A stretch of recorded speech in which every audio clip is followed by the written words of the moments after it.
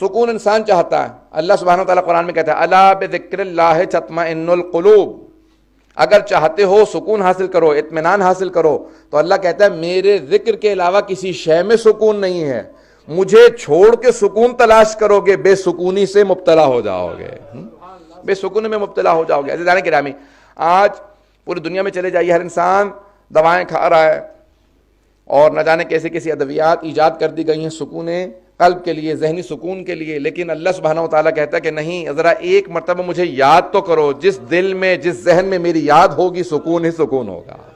اور جہاں میری یاد نہیں ہوگی، وہ سکون سے خالی دل، سکون سے خالی ذہن ہوگا. جناب امیر سے سوال کیا گیا کہ مولا آپ کہتے ہیں خدا لا مکان ہے، اس کا کوئی مکان نہیں، کیا اللہ کسی جگہ رہتا ہے؟ مولا نے کہا. کہا اچھا اللہ کا بھی کوئی مکان ہے؟ کہا مومن کا دل اللہ کا گھر ہے. کہ کبھی بھی مومن کے دل کو مت توڑنا، تم خانہ خدا کو تباہ کر دو گے.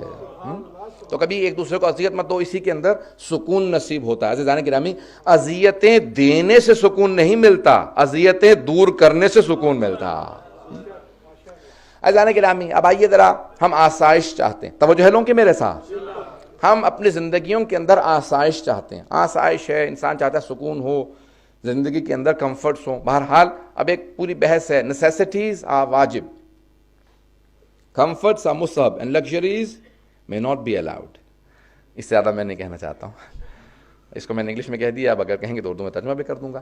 تو عزیزان کرام، زندگی کے اندر انسان کے لیے جو ضروریات ہیں وہ واجب ہیں، اپنی ضروریات کا. حتیٰ آپ حتیٰ جو مختلف اپنی واجبات ادا کرتے ہیں، اس سے کسی کی ضروریات کے لیے بھی ادا کر سکتے ہیں. ضروریات زندگی سب پہ واجب ہیں، اس کو پورا کرنا. دوسروں کی ضروریات زندگی، حتیٰ اگر ایک گھر کے اندر مثال کے طور پہ کہا جائے کہ ایک ایسے انسان علاقے میں رہتا ہے جہاں ہر گھر کے اندر فریج ہے، کسی کے پاس نہیں ہے، تو اس کی ضروریات زندگی کے اندر آ جاتا ہے.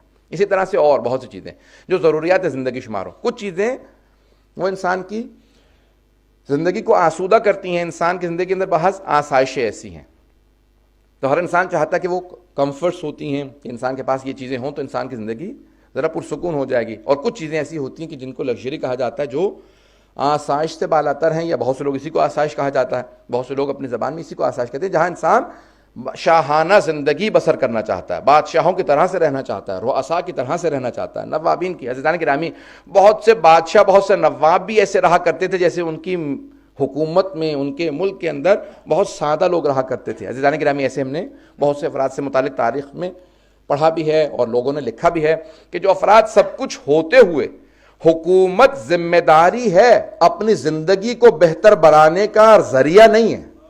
اگر موجودہ حکمرانوں کو یہی سمجھ میں آ جائے، خصوصاً اگر پاکستانی حکمرانوں کو سمجھ میں آ جائے، تو بہت سے پاکستانی کی زندگیاں آسان ہو جائیں گے. میں پاکستان کے لیے اس لیے آسانی سے کہہ سکتا ہوں کیونکہ پاکستان سے ہوں.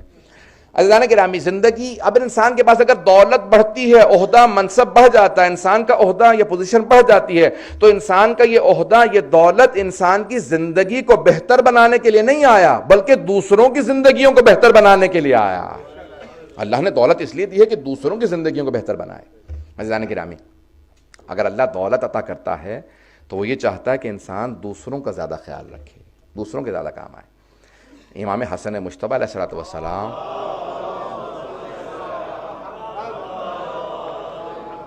عاجل فرجم، اپنی زندگی کے اندر جو کچھ آپ کے پاس تھا، کئی مرتبہ سب کچھ راہ خدا میں لوٹا چکے تھے، اور پھر دوبارہ زندگی کو شروع کیا. پھر دوبارہ جو کچھ بنا، کیونکہ امام بہترین برین ہوتا ہے، تجارت میں، بزنس میں، کہیں بھی جاتے تھے، امام بہت جلدی سے اپنی پوری ایک جو کچھ کماتے تھے پھر دوبارہ سب تقسیم کر دیتے تھے. اور مسلسل آپ کے دشمن ایک ہی سوال کرتے تھے، یہ کیا مسئلہ ہے کہ ہم نے سب کچھ ان سے چھین لیا، فدق کو چھین لیا، ہم نے ان کی باغات چھین لیے، اس کے باوجود بھی جب بھی دیکھتے ہیں ان کے ایک دسترخوان پہ سینکڑوں کی تعداد میں لوگ بیٹھے نظر آتے ہیں.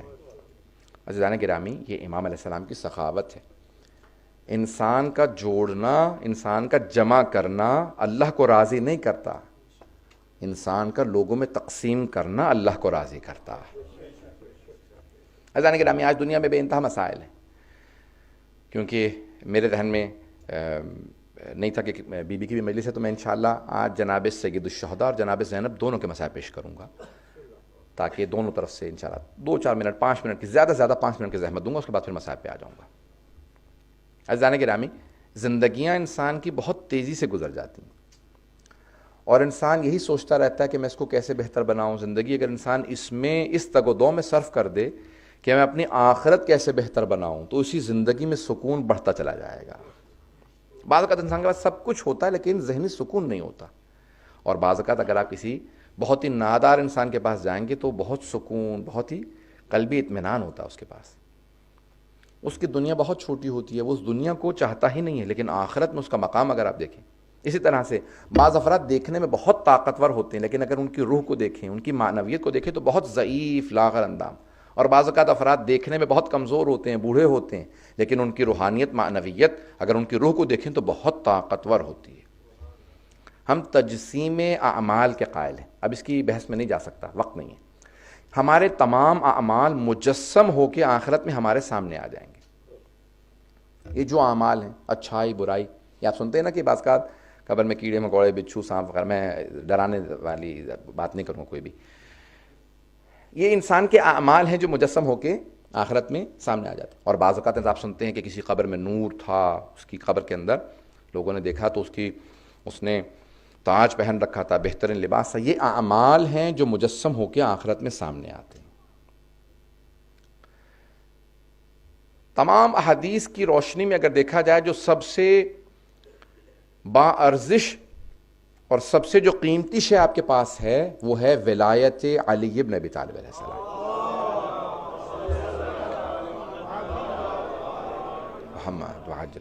عزیزان گرامی, جب سارے اعمال آپ کی قبر کے اندر آئیں گے تو روایت کے الفاظ ہیں کہ مختلف اعمال آپ کے سامنے آ رہے ہوں گے. آپ سوال کریں گے تم کون ہو جو اس غربت میں میرے کام آنے آئے ہو, تو سارے اعمال بتانا شروع کریں گے. کوئی عمل کہے گا میں نماز ہوں, کوئی کہے گا میں تیرے خمس و صدقات و خیرات, زکوٰۃ, یہ سارے جو تو نے اپنے راہ خدا میں دیے, کرتے کرتے روزے, زیارات, سب آئیں گے. کہے گا کہ بہت تمہاری جو روشنی ہے بہت مدھم ہے, میری قبر منور نہیں ہو. اچانک اس کے سرہانے سے ایک نور ایسا آئے گا, پوری قبر منور ہو جائے گی. بہت پریشان ہو کے سوال کرے گا, جب سارے اعمال آ گئے قبر میں نور نہیں آیا, یہ نور کون سا نور ہے جس سے پوری قبر منور ہو گئی؟ وہ نور خود سے کہے گا میں ولایت علی ہوں.